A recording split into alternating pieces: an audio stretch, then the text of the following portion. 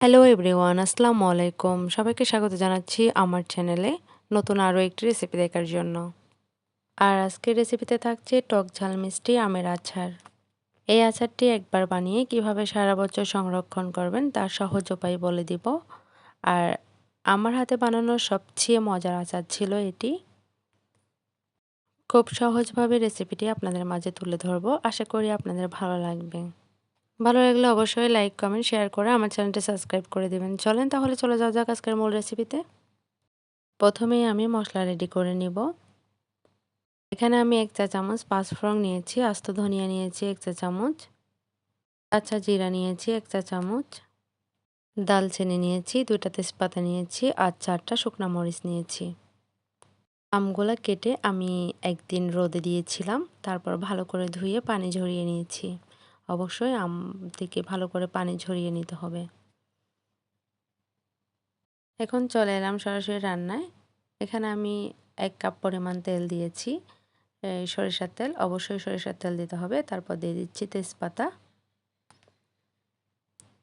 শুকনা মরিচ। এখন দিয়ে দিব রসুন বাটা।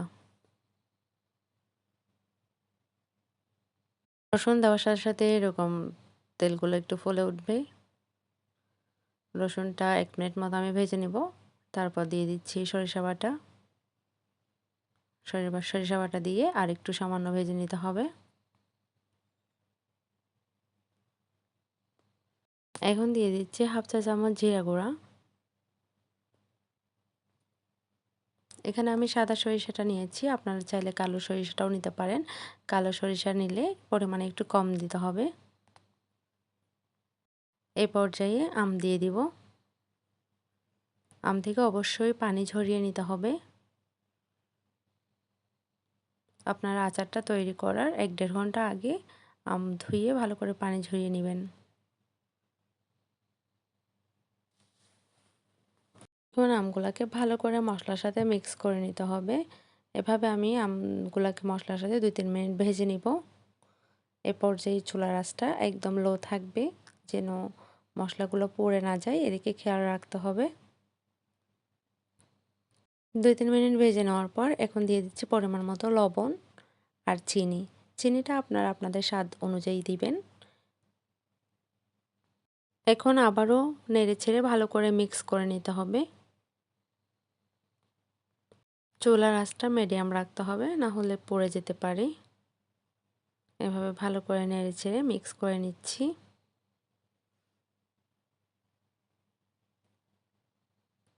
এখানে এক্সট্রা কোনো পানি দিতে হবে না, চিনি থেকে যে পানি বের হবে এটা দিয়ে আম সিদ্ধ হয়ে যাবে।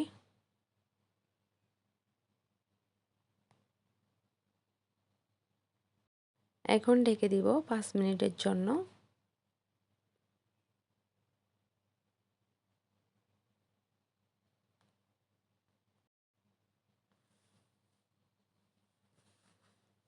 এখন আবারও নেড়ে দিব। এই পর্যায়ে দিয়ে দিব ভিনেগার। আপনারা ১ কেজি আমের জন্য ৩ টেবিল চামচ পরিমাণ ভিনেগার দিবেন। ভিনেগারের পরিমাপটা আপনারা ঠিক রাখবেন। এখন যে মশলাগুলো আমি গুঁড়া করে রেখেছিলাম সেই মশলাগুলো দিয়ে দিচ্ছি। ভিনেগারের পরিমাপটা আপনারা ঠিক রাখবেন। ভিনেগার যদি বেশি হয়ে যায় তাহলে আচার থেকে একটা ভিনেগারের বাজে স্মেল আসবে, আচারটা খেতে ভালো লাগবে না। তো আপনারা এই দিকটা খেয়াল রাখবেন। ভিনেগার দেওয়ার কারণে আপনারা আমের আচারটা দীর্ঘদিন সংরক্ষণ করতে পারবেন, ১ বছরের অধিক সময় সংরক্ষণ করতে পারবেন। চুলার আঁচ লো রেখে আচারটা এভাবে নেড়েচেড়ে রান্না করে নিতে হবে।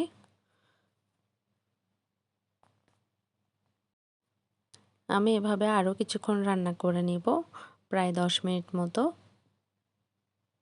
এই পর্যায়ে চুলার আঁচটা একদম কমিয়ে রাখতে হবে।